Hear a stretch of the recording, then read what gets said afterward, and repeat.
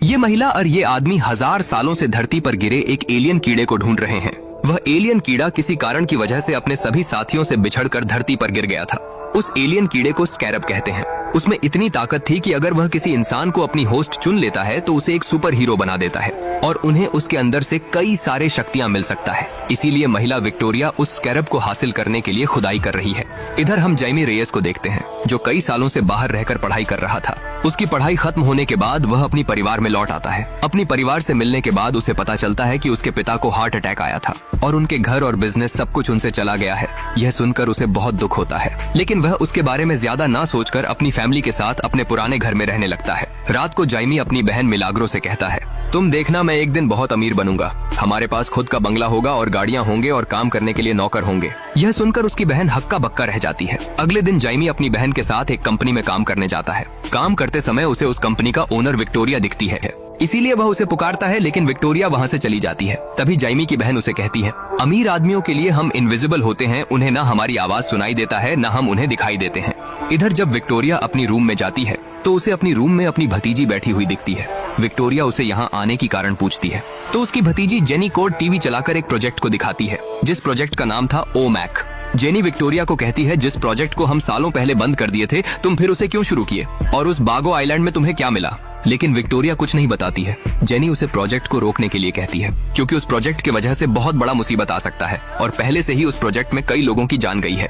लेकिन विक्टोरिया उस प्रोजेक्ट को रोकने के लिए साफ साफ मना कर देती है। इसीलिए जेनी उसे धमकी देती है कि अगर वह उस प्रोजेक्ट को ना रोकी तो वह उसके बारे में सभी सच्चाई बता देगी। ये सुनकर विक्टोरिया के आदमी उसे मारने के लिए आगे बढ़ता है, पर तभी जैमी वहाँ आ जाता है, जिस वजह से विक्टोरिया के आदमी रुक जाता है। बिना परमिशन में विक्टोरिया जैमी और उसकी बहन को अपनी ऑफिस से निकाल देती है, जिस वजह से जब जैमी और उसकी बहन घर जाने के लिए टैक्सी का इंतजार कर रहे थे, तभी वहाँ पर जेनी आकर जैमी को थैंक्स कहती है और कहती है, मेरी वजह से तुम्हारी नौकरी चली गई, तुम मेरी फोन नंबर रखो, कल मेरे ऑफिस आ जाना, मैं तुम्हें मेरे ऑफिस में एक नौकरी दे दूंगी। यह सुनकर जैमी बहुत खुश हो जाता है और वह मन ही मन जेनी को पसंद करने लगा था। रात में वह जेनी को मैसेज करने के लिए सोचता है, लेकिन उसकी हिम्मत नहीं होता है। अगले दिन सुबह जैमी पूरी तैयारी के साथ जेनी के ऑफिस में जाता है, लेकिन उस ऑफिस का एक स्टाफ जेनी कोड से मिलने के लिए इंतजार करने के लिए कहती है, क्योंकि उसके पास जेनी कोड से मिलने के लिए अपॉइंटमेंट लेटर नहीं था। इधर जेनी चुपके से उस कंपनी का एक साइंटिस्ट का आईडी कार्ड चुरा लेती है और उस आईडी कार्ड की मदद से एक सीक्रेट लैब के अंदर घुस जाती है, जिसके अंदर विक्टोरिया उस स्कैरब को छुपा कर रखा था। उस स्कैरब को देखने के बाद जेनी उसे छुपाकर एक बॉक्स के अंदर वहाँ से चुरा लेती है। जब वह साइंटिस्ट उस सीक्रेट लैब में वापस आता है तो उसे वहाँ पर वह स्कैरब नहीं दिखता है। इसीलिए वह उस कंपनी का सभी गेट को तुरंत बंद करने के लिए कहता है, जिससे वह चोर उस स्कैरब को लेकर वहाँ से भाग ना सके। इधर जेनी उस स्कैरब को लेकर वहाँ से भाग रही होती है, तभी जैमी उसे देख लेता है और भागकर उसके पास आता है। इधर उस कंपनी का सभी गेट को बंद किया जा रहा था, इसीलिए जेनी उस बॉक्स को जैमी को देकर कहता है, तुम इस बॉक्स को तुरंत अपनी घर ले जाओ और इस बॉक्स को संभाल के रखना और इसे खोलना मत। जेनी की बात मानकर जैमी उस बॉक्स को वहाँ से अपने घर ले आता है। जैमी के घर वाले उस बॉक्स को देखकर बहुत एक्साइटेड हो जाते हैं। उन्हें लगता है शायद जेनी जैमी को प्यार से खाने के लिए एक बर्गर दिया है, इसीलिए सभी उसे खोलने के लिए कहते हैं, जिस वजह से जैमी उस बॉक्स को खोल देता है। तभी उन सभी को उस बॉक्स के अंदर वह स्कैरब दिखता है, लेकिन उनको उसके बारे में कुछ भी नहीं पता था। इसीलिए जैमी की बहन और उसके चाचा उस स्कैरब से खेलने लगते हैं। जैमी उन्हें ऐसा करने से मना करता है और उनसे वह स्कैरब को छीन लेता है, लेकिन तभी अचानक वह स्कैरब एक्टिव हो जाता है, जिसे देखकर सभी हैरान हो जाते हैं। तभी वह स्कैरब जैमी के मुंह में चिपक जाता है। यह देखकर जैमी के चाचा उस कीड़े को जैमी के मुंह से हटाने के लिए कोशिश करते हैं, लेकिन तभी उस कीड़े से बिजली निकलकर जैमी के चाचा को लगता है और उस बिजली के वजह से जैमी के घर के करंट भी चला जाता है। इधर वह कीड़ा जैमी के मुंह को छोड़कर अब वह एलियन कीड़ा जैमी के मुंह से निकलकर उसके पिछवाड़े से होकर उसके शरीर के अंदर घुस जाता है और उसे अपनी पीठ पर बहुत तेज से दर्द होने लगता है। यह देखकर उसके परिवार वाले बहुत डर जाते हैं। तभी उसके पीठ से कुछ टेंटिकल्स बाहर निकलने लगते हैं और वह टेंटिकल्स अचानक छत को पकड़ लेते हैं। इसके बाद उसके सभी कपड़े जलकर उसके शरीर के ऊपर एक नया कवच आ जाता है। यह देखकर उसके परिवार वाले बहुत हैरान होते हैं। तभी जैमी छत से नीचे गिरता है। जब वह अपनी नया कवच को देखता है तो उसे वह काफी अच्छा लगता है, लेकिन तभी अचानक जैमी के अंदर वह एलियन कीड़ा जैमी के परिवार वालों को स्कैन करने लगता है और उसके बाद वह छत को तोड़कर आसमान में उड़ जाता है और तेजी से उड़ते हुए अंतरिक्ष में चला जाता है। अंतरिक्ष को देखकर जैमी बहुत हैरान था, लेकिन वह कुछ समझने से पहले नीचे गिरने लगता है। वह इतनी तेजी से नीचे गिर रहा था कि उसके शरीर में आग लगने लगा था और वह सीधे जाकर समुद्र के अंदर गिरने वाला था। लेकिन जैमी उस एलियन कीड़े को रुकने के लिए कहता है, जिस वजह से वह पानी में गिरने से पहले रुक जाता है और वहाँ से तेजी से उड़कर ब्रिज से टकराते हुए टाउन के अंदर जाकर एक कार के ऊपर लैंड करता है। जब उस कार का ओनर अपनी कार के पास आता है तो देखता है कि उसका गाड़ी पूरी तरह टूट चुका है। जैमी उसके गाड़ी तोड़ने के लिए माफी मांगता है पर तभी सभी लोग आकर जाइमी को अजीब तरीके से देखने लगते हैं। तो जाइमी को लगता है शायद सभी उसे मारने आ रहे हैं, इसीलिए वह उस गाड़ी से दूर हट जाता है। लेकिन तभी एक बस तेजी से जाइमी की तरफ आने लगता है और वह जाइमी से टकराने वाला था, पर तभी जाइमी के कवच से 2 पंख निकलकर उसके सामने एक शील्ड बना देता है, जिससे वह शील्ड उस बस को बीच से फाड़ देता है। यह देखकर जाइमी उस स्कैरब को पूछता है, तुम ऐसा क्यों की? तो वह स्कैरब कहता है, होस्ट को बचाने का प्रक्रिया संपूर्ण हुआ। जाइमी घबराकर वहां से उड़ते हुए छत को तोड़कर अपने घर के अंदर लैंड करता है और गिरने के बाद वह कवच उसके शरीर से गायब हो जाता है, जिससे वह पूरी तरह नंगा हो जाता है। उसको नंगा देखकर उसकी दादी माँ उसे कहती है, सिर्फ इसकी हाइट बड़ा है और कुछ नहीं। तभी जाइमी वहीं पर बेहोश हो जाता है। जब उसकी आंख खुलता है तो वह देखता है कि उसके परिवार वाले उसे चारों तरफ से घेर कर देख रहे हैं और उसकी शरीर में कोई कपड़ा नहीं है, इसीलिए वह तुरंत वहां से अपनी रूम में जाकर कपड़े पहनने लगता है। जब जाइमी टी शर्ट पहनता है तो वह टी शर्ट रहा होता है, तो तभी उसकी टी शर्ट उसके पीठ पर अटक जाता है, जिस वजह से जब वह मिरर में अपनी पीठ को देखता है तो उसके पीठ पर वह स्कैरब एक गड्ढा करके चिपका हुआ होता है। यह देखकर जाइमी डर कर चिल्लाने लगता है और तुरंत अपनी रूम से बाहर निकलकर जेनी के पास जाने लगता है, क्योंकि उसे ही पता होगा वह स्कैरब उसके शरीर से कैसे निकलेगा। तभी उसके परिवार वाले उससे पूछते हैं, तू इतनी देर तक कहाँ था? तो वह सब कुछ बता देता है कि वह एकदम स्पेस में चला गया था और उसके वजह से एक बस बीच से अलग हो गया और काफी लोग मरते मरते बचे। यह सुनकर जाइमी की माँ अपने बेटे के लिए परेशान होकर पुलिस को फोन करने के लिए जाती है, लेकिन जाइमी के चाचा उन्हें मना करते हैं और कहते हैं सभी पुलिस वाले कोड के चमचा है। अगर कोड को पता चला कि एक मैक्सिकन लड़के के पास उनकी मिलिट्री वाली टेक है और वह भी उसके अंदर, तो वह इसे मार देंगे और हम सबका याददाश्त मिटा देंगे, जिससे हम उनके खिलाफ कोई गवाही ना दे सके। यह सुनकर जाइमी की माँ और उसके परिवार वाले बहुत डर जाते हैं। तभी जाइमी जेनी कोड के पास जाता है। जब जाइमी जेनी के पास पहुंचता है तो वह देखता है कि जेनी किसी से छुपकर भाग रही होती है, इसीलिए वह जेनी को आग लगाता है। इसके बाद जेनी और जाइमी दोनों गाड़ी में बैठकर वहां से जाने लगते हैं, पर तभी पीछे से 2 गार्ड उन पर गोलियां चलाने लगते हैं। जाइमी को कुछ समझ नहीं आ रहा था कि वह गार्ड उन पर गोलियां क्यों चला रहे हैं, फिर भी वह दोनों गोलियों से बचकर जाइमी के घर पर जाते हैं। जब जेनी जानता है कि वह कीड़ा जाइमी के अंदर घुस चुका है तो वह बहुत हैरान होती है और वह उन्हें कहती है कि इस कीड़े को स्कैरब कहते हैं। जब मेरे डैड छोटे थे तब उन्हें यह दिया गया था। यह किसी तरह का तबाही मचाने वाला हथियार है। यह सुनकर जाइमी और उसके परिवार वाले और भी डर जाते हैं। सभी इसके जिम्मेदार जेनी को ठहराते हैं। तो जेनी उन्हें कहती है, मुझे पता नहीं था वह जाइमी के अंदर घुस जाएगा। डैड ने बोला था वह स्कैरब ऐसे ही एक्टिवेट नहीं होता है, वह सिर्फ उसी से एक्टिवेट होता है जिसे वह खुद चूज करता है। शायद वह स्कैरब जाइमी को चूज किया है। ये सुनकर जाइमी इसे अपनी शरीर से निकालने के लिए कहता है। तो जेनी उससे कहती है, मुझे नहीं पता वह कैसे निकलेगा, लेकिन एक जगह है जहाँ हमें कुछ पता चल सकता है, मगर वहाँ पर जाने के लिए हमें चाबी चाहिए। और अब जाइमी, जेनी और रूडी उस चाबी को लेने के लिए कोर्ट बिल्डिंग में जाते हैं। इधर कोर्ट बिल्डिंग में सभी बिजनेसमैन के लिए एक बहुत बड़ा पार्टी का आयोजन किया गया था, जिसमें विक्टोरिया और उसका आदमी व्यस्त थे, जिसका फायदा लेकर जेमी और जेनी कोर्ट बिल्डिंग के अंदर घुस जाते हैं और रूडी पहले से ही उस बिल्डिंग में लगे सभी सिक्योरिटी कैमरे को हैक कर देता है। बिल्डिंग में लगे सभी सिक्योरिटी कैमरा हैक होने की वजह से गार्ड को कुछ गड़बड़ लगता है, इसीलिए वह तुरंत विक्टोरिया को इसके बारे में बता देता है। इधर जेमी और जेनी जब उस चाबी को लेने के बाद अपनी गाड़ी के पास लौट रहे थे, तभी वहाँ पर विक्टोरिया का खास आदमी कैरापैक्स आ जाता है और वह तेजी से भागकर जेनी पर हमला करने लगता है, लेकिन उसके हमले को जाइमी रोक देता है और अपनी कवच में वापस आ जाता है। अपनी कवच में आने के बाद वह कैरापैक्स को मार कर दूर फेंक देता है। जाइमी को कवच में देखकर वह आदमी भी अपने सिर पर लगा एक बटन को ऑन कर देता है, जिससे उसके शरीर के ऊपर भी एक कवच आ जाता है और उसके बाद वह जाइमी पर तोपों से हमला करने लगता है। लेकिन तभी जाइमी एक शील्ड बनाकर खुद को और जेनी को बचा लेता है और उसके बाद वह उस आदमी के पास उड़कर जाकर उसे धोना शुरू कर देता है। अब जाइमी के अंदर वह स्कैरब कैरापैक्स को मारने के लिए 2 तलवार निकालता है और उसके तरफ बढ़ने लगता है, लेकिन जाइमी उसे मना करता है और कहता है, मैं खूनी बनना नहीं चाहता।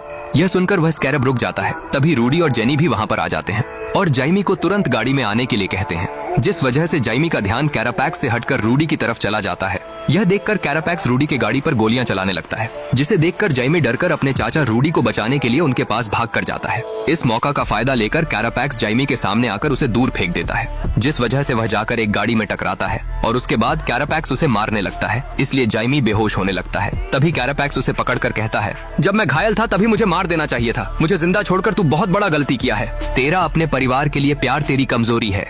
यह कहकर वह उसे कुचलने ही वाला था, लेकिन तभी रूडी अपनी गाड़ी को तेजी से लेकर कैरापैक्स से टकरा देता है, जिस वजह से कैरापैक्स दूर जाकर गिरता है और तभी रूडी तुरंत जाइमी को वहां से लेकर भाग जाता है और वहां से भागकर सीधा अगले दिन सुबह जेनी के पिता के पुराने ऑफिस में पहुंचते हैं, जिसके बाद वह अपने साथ लाए चाबी के मदद से उनके सीक्रेट लैब के अंदर जाते हैं, जिसके अंदर जेनी के पिता का बनाया हुआ काफी सारा पावरफुल सूट था।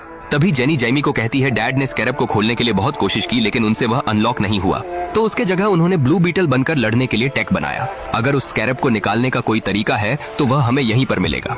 यह सुनने के बाद जाइमी फ्रेश होने के लिए वॉशरूम पर जाता है। जब वह अपने मुंह धो रहा था तभी वह मिरर में देखता है कि उसका घाव अपने आप ही हिल हो रहा है। यह देखकर वह बहुत खुश हो जाता है। उसके बाद वह जेनी के पास जाकर बैठ जाता है। जेनी उसके साथ उसके फैमिली के बारे में सब कुछ शेयर करती है क्योंकि वह भी जमी को पसंद करने लगी थी। वह दोनों बातें करते करते एक दूसरे से किस करने ही वाले थे, तभी रूडी वहाँ पर पहुँच जाता है और उन्हें एक बहुत जरूरी चीज दिखाने के लिए कहकर अपने साथ बुलाकर ले जाता है। जब जेनी और जाइमी रूडी के साथ जाते हैं तो रूडी उन्हें प्रोजेक्टर के पास लेकर कहता है ड्यूड के साथ एक प्रोफेसर था जिसका नाम था डीन गैरेट।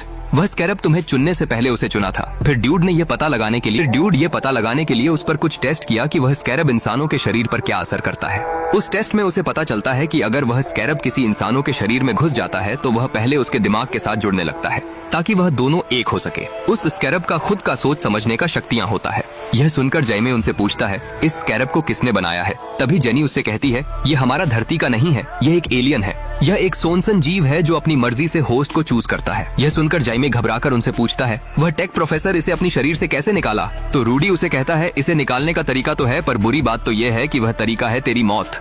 यह सुनकर जाइमी और भी डर जाता है। रूडी उसे कहता है यह तेरे शरीर के साथ पूरी तरह जुड़ा हुआ है, अगर इसे निकालने की कोशिश करते हैं तो यह उसे खतरा समझकर अपनी होस्ट को बचाएगा। यह सब सुनने के बाद जाइमी काफी परेशान हो जाता है कि उसे इस स्कैरब को सारा जीवन अपने साथ लेकर जीना पड़ेगा, इसलिए वह जाकर उदास होकर छत पर बैठ जाता है। जब जाइमी उदास होकर छत पर बैठा था तभी उसके चाचा रूडी आकर उसे समझाते हैं कि तू ऐसे टूट मत जा, तेरे ऊपर तेरे फैमिली का बहुत सारा जिम्मेदारियां हैं। तेरे पिता ने तेरे लिए बहुत मेहनत करके तुझे पढ़ाया और बड़ा किया। उन्होंने अपनी परिवार की खुशी के लिए 16 घंटा काम करते थे। यह सब सुनकर जाइमी थोड़ा भावुक हो जाता है और उस स्कैरब के साथ जिंदगी भर जीने का फैसला करता है। उन दोनों एक दूसरे से बात कर ही रहे थे तभी उन्होंने विक्टोरिया की हेलीकॉप्टर को अपने घर की तरफ जाने देखते हैं। यह देखकर वह काफी घबरा जाते हैं।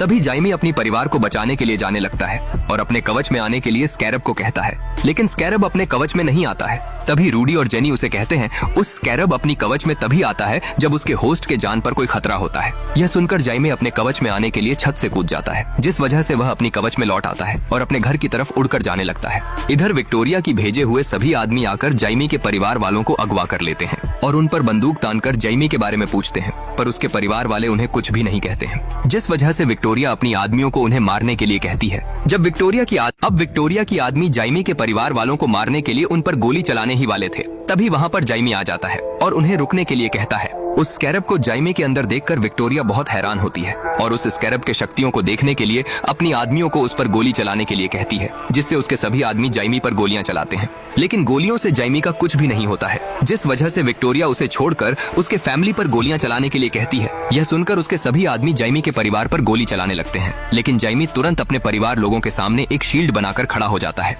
और अपनी हाथों से हथियार बनाकर उन सभी पर हमला करने लगता है। जाइमी को विक्टोरिया के आदमी के साथ लड़ता देखकर जाइमी के पिता अपने परिवार को लेकर वहाँ से छुप कर जाने लगते हैं, पर तभी उनके बेटी नीचे गिर जाती है। जब वह उसे बचाने के लिए उसके पास जाते हैं तभी विक्टोरिया का एक आदमी उनके मुंह पर बंदूक मारकर उन्हें नीचे गिरा देता है। घायल होने के बाद भी जाइमी के पिता अपनी बेटी को हौसला देते हैं और अपने परिवार को लेकर वहाँ से जाने के लिए कहते हैं। इधर कैरापैक्स जाइमी पर हाईटेक गन से हमला करने वाला था और जाइमी भी उस पर हमला करने के लिए पूरी तैयारी करने लगता है। अब जाइमी कैरापैक्स पर हमला करने के लिए पूरी तैयारी करने लगता है, लेकिन तभी उसके पिता नीचे गिरकर बेहोश हो जाते हैं। यह देखकर जाइमी हमला करने के बजाय अपने पिता के पास भाग कर जाता है, जिस वजह से कैरापैक्स इस मौका का फायदा लेकर जाइमी पर पीछे से हमला करता है और उसे लॉक कर देता है और उसके बाद उसे घसीटकर अपने साथ लेकर वहाँ से चला जाता है। तभी वहाँ पर जेनी भी पहुँच जाती है और वह तुरंत जाइमी के पिता के लिए एम्बुलेंस बुलाती है, लेकिन फिर भी जाइमी के पिता उन सबको छोड़कर चले जाते हैं, जिस वजह से जाइमी के परिवार वाले पूरी तरह टूट जाते हैं और विक्टोरिया की हमले के वजह से उनका घर भी पूरी तरह जल चुका था और उनके पास रहने के लिए कोई घर भी नहीं था। तभी जाइमी के दादी माँ अपने परिवार को समझाकर कहते हैं, यह वक्त रोने का नहीं है, यह वक्त उस डायन को रुलाने का है। उसने हमसे अल्बर्ट को छीन लिया और हम उससे सब कुछ छीन लेंगे। जाइमी के दादी माँ के बात सुनकर सभी उनके बात पर राजी हो जाते हैं और जाइमी को विक्टोरिया से बचाने के लिए कोई उपाय सोचने लगते हैं। तभी जेनी उनके पास पहुँच जाती है और उन्हें लेकर अपने पिता के सीक्रेट लैब के अंदर जाती है, जहाँ पर उसके पिता के काफी सारे हाईटेक गन के साथ साथ काफी सारे हाईटेक गाड़ी भी रखा हुआ था। जाइमे के परिवार वाले जाइमे को विक्टोरिया से बचाने के लिए जेनी के पिता के बनाए हुए हाईटेक गाड़ी और कुछ हाईटेक हथियार के साथ विक्टोरिया के किले की तरफ निकल पड़ते हैं। इधर विक्टोरिया जाइमे को उल्टा लटकाकर उसके साथ कुछ एक्सपेरिमेंट कर रहा होता है ताकि उस स्कैरब के सभी शक्तियों को वह हासिल कर सके। यह सुनकर वह साइंटिस्ट विक्टोरिया को कहता है अगर ऐसा किया तो यह मर जाएगा, लेकिन विक्टोरिया को इसका कोई परवाह नहीं था। जाइमे ऐसा करने से मना करता है, लेकिन विक्टोरिया उसका एक भी नहीं सुनता है और उसके अंदर से सभी शक्तियों को अपनी डिवाइस के अंदर खींचने लगती है और उस शक्तियों को लेकर कैरापैक्स के अंदर ट्रांसफर करने लगती है, जिससे वह उसे सबसे ज्यादा शक्तिशाली बना सके। इधर जाइमी के परिवार वाले विक्टोरिया के किले पर पहुंच जाते हैं और विक्टोरिया के सभी आदमी को मारते हुए टनल के रास्ते किले के अंदर घुस जाते हैं। उस स्कैरब के अंदर से शक्तियों को निकालने की वजह से जाइमे बेहोश हो जाता है और एक अलग दुनिया में चला जाता है, जहाँ पर वह अपने पिता से मिलता है। अपने पिता को सामने देखकर जाइमे काफी भावुक हो जाता है। उसके पिता उसे काफी समझाते हैं और कहते हैं तुम्हें तुम्हारा परिवार का ख्याल रखना होगा, तुम उस स्कैरब के साथ एक हो जाओ, वह विक्टोरिया से तुम्हारा सुरक्षा करेगा। यह कहकर वह